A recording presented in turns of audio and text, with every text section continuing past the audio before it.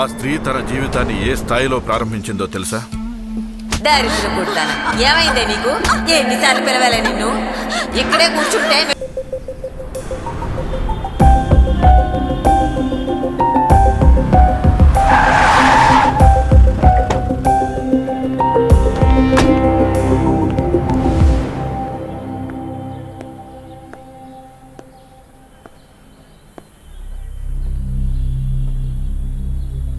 రా తమ్ముడు. కేసు వివరాలు ఏమైనా తెలిసాయా? నేను 2-3 సార్లు హాస్పిటల్కి వెళ్ళొచ్చాను. ఏ పని నేను సరిగ్గా చేయలేకపోతున్నా. ఇక మీ నటన ఆపండి సార్. మీతో చెప్తున్నప్పుడు ఈ కేసుకి మీకు ఏ సంబంధం లేదని చెప్పారు. కానీ హర్యానాలో హత్య చేయబడ్డ ఎంపీకి మీరు ఫోన్ చేసి మాట్లాడారు. మీరొక నిజాయితీ గల రాజకీయ నాయకుడనే మీతో మర్యాదగా ఉంటూ వచ్చాను. లేకపోతే నా ట్రీట్మెంట్ వేరేలా ఉండేది. తమ్ముడు, నిజాయితీ అంటే ఏంటో తెలుసా నీకు? మనకి కావలసినప్పుడు సిన్సియర్గా ఉన్నట్టు నటించడం నిజాయితీ కాదు తమ్ముడు.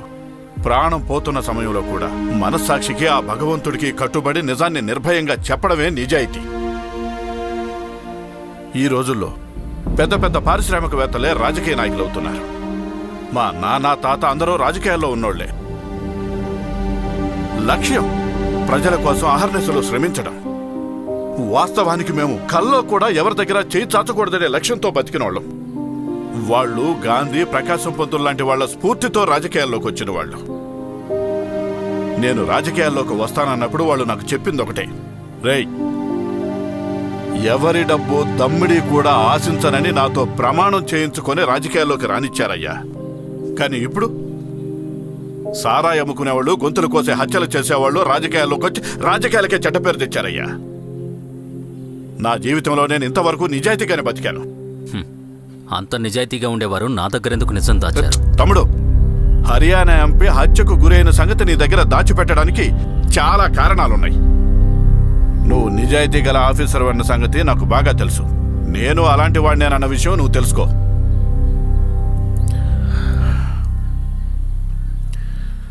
కొన్నాళ్ల క్రితం నల్ల డబ్బును లెక్కల్లోకి తీసుకురావడానికి అధికారంలో ఉన్న వాళ్ళు ఒక పథకం వేశారు. కానీ దాని వెనక అసలు ఏం జరుగుతుందనేది ఇక్కడ చాలా మందికి తెలియదు. అక్క నమస్కారం. అక్క జాగ్రత్త.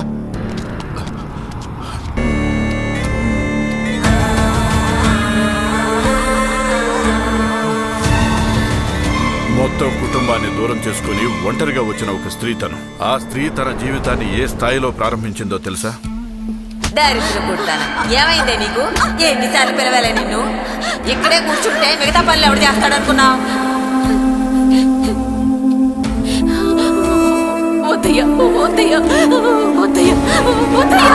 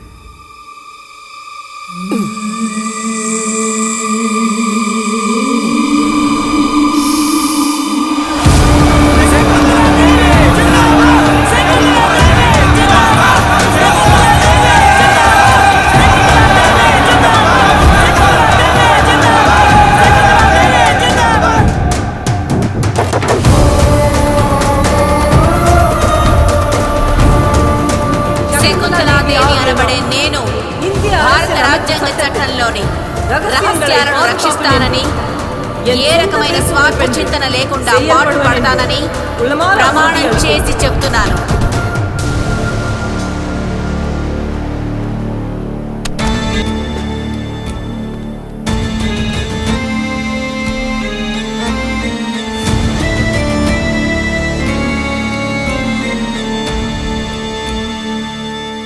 ఒక నాయకుడు ఒక చట్టాన్ని అమలు చేస్తున్నాడంటే అది చిట్ట చివరి పౌరుడు వరకు చేరాలి అంటే పై స్థాయి నుంచి కింది స్థాయి వరకు ప్రతి ఉద్యోగి నిజాయితీగా పనిచేయాలి.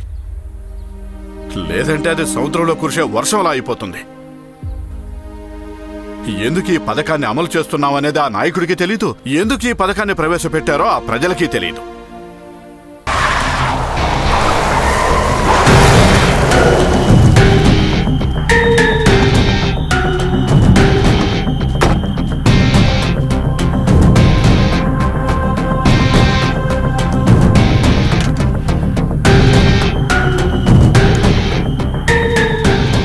శకుంతలాదేవి సాధారణ స్త్రీ కాదు, విషంతో ఉన్న పాము.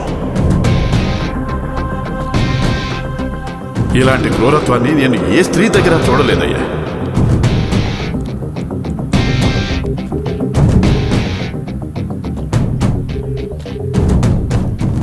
నా గురించిన న్యూస్ ఆ మినిస్టర్ దగ్గరికి చేరినప్పుడు అది ప్రతిపక్షం వాళ్ల పనేమోనని అప్పుడు నేను అనుమానించాను. కాని మనకి శత్రువులు బయట లేరు, మనతో పాటే ఉన్నారని ఇప్పుడు అర్థమైంది. ఆ మణిమారన్ని అగ్నిదేవ్ కలవడం వల్ల తెలిసింది. మనం వెతుకుతున్న నల్లదూడ ఆ మణిమారనే.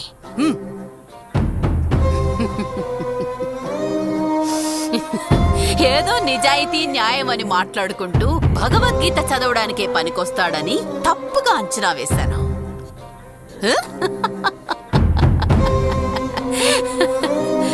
కానీ రహస్యంగా వాడు మొనకే శకుని లాంటి పని చేసి పెట్టాడు. ఆ ముసలాడి గురించి తర్వాత చూద్దాం. ముందా రాజుతో పాటు అగ్నిదేవుని లేపేయండి. వాళ్లతో పాటే ఈ మ్యాటర్ క్లోజ్.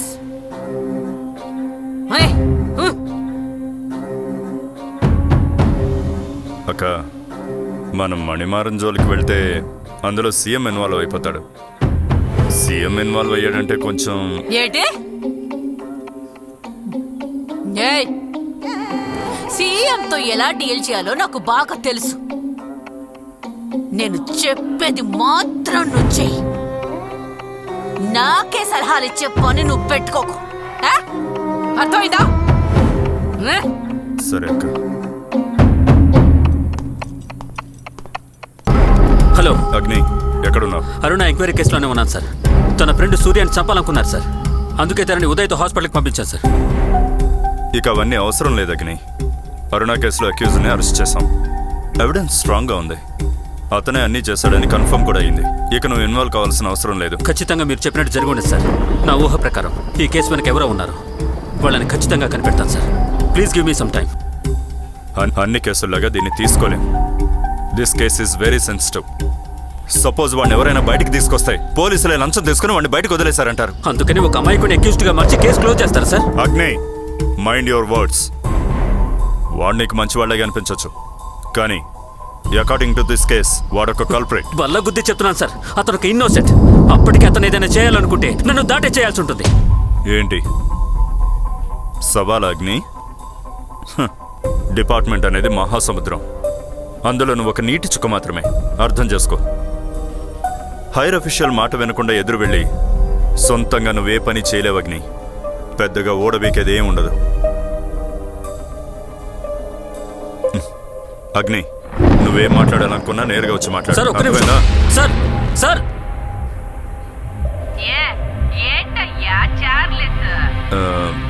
ఇప్పటి వరకు ఏ ఇబ్బంది లేదక్క. అగ్నిదేవ్ పూర్తిగా నా కంట్రోల్లోనే ఉన్నాడు. ఏంటి? లేదక్క, అతను పూర్తిగా మన కంట్రోల్లోనే ఉన్నాడు. అతను ఈ కేసులో ఇన్వాల్వ్ అవ్వకుండా ఉంటే ఈ కేసు ఎప్పుడో ముగిసిపోయేది.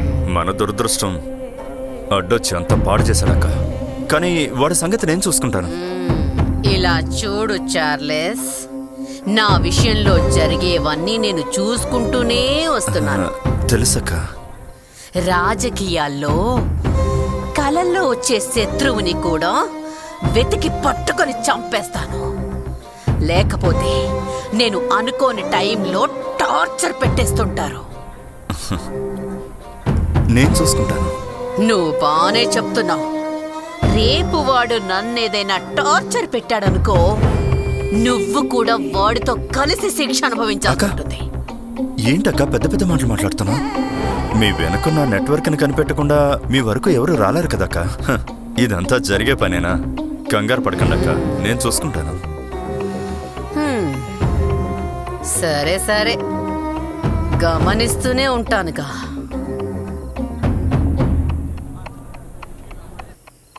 హే, నిన్న రాజా గురించిన మీమ్స్ అని వేమన్నానే, ఏం చేసావు? The memes have been uploaded in all social media and online platforms. ఏంటది? డబ్బాలు గులకరాలేసి ఆడించినట్టు డబ్బా ఏదేదో మాట్లాడుతున్నావు. తెలుగులో మాట్లాడడం రాదా? తెలుగులోనే మాట్లాడు. మీమ్స్ అన్ని ఇప్పుడు అప్లోడ్ చేస్తున్నాను. ఆల్రెడీ 40,000 అకౌంట్స్కి షేర్ చేశాను. రేపు పొద్దున కల్లా 1 lakh రీచ్ అయిపోతుంది.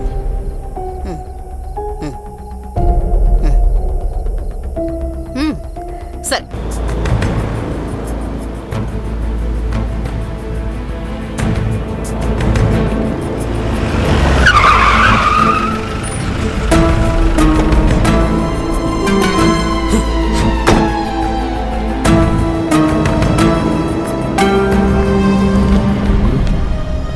నువ్వు కూడా ఇంత కేర్లెస్గా ఉన్నావేంట్రా? సూర్య ఈ కేసుకి ఎంత ముఖ్యమో తెలుసు కదా. నేను అలర్ట్గానే ఉన్నాను. పోరాని ఫోరం పోకు.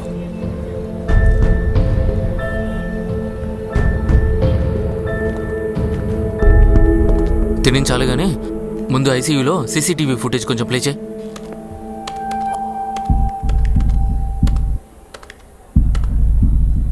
ఇదిగో చూడండి సార్.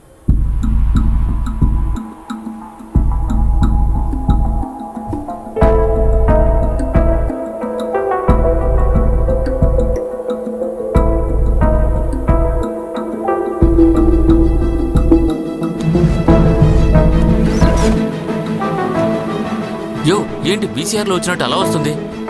ఏదో వైరో గిర కథలు ఉంటుంది, మంచిగా వచ్చేలా చేయి. చేస్తాను సార్. ఇదేంటో ఆటోమేటిక్గా బ్లర్ అవుతుంది sir. Sir, something is fishy. UV30 UHF and VHF jammers latest technology use చేశారు. టెక్నాలజీ డెవలప్మెంట్ పేరుతో మనుషులు కనిపెట్టే ప్రతి ఒక్కటి మనకే ప్రమాదకరంగా మారుతుంది. రే, ఇంత పెద్ద హాస్పిటల్లో ఇంత కేర్లెస్గానే ఉండేది. కొన్ని వేల మంది వస్తూ వెళ్తూ ఉంటారు. నేనేం చేస్తాను సార్? లేదు సార్, నేను చూశాను. వచ్చింది అమ్మాయి కాదు, అబ్బాయి. అంటే పోలీస్ కస్టడీలో ఉన్న ఆ కుర్రాడా?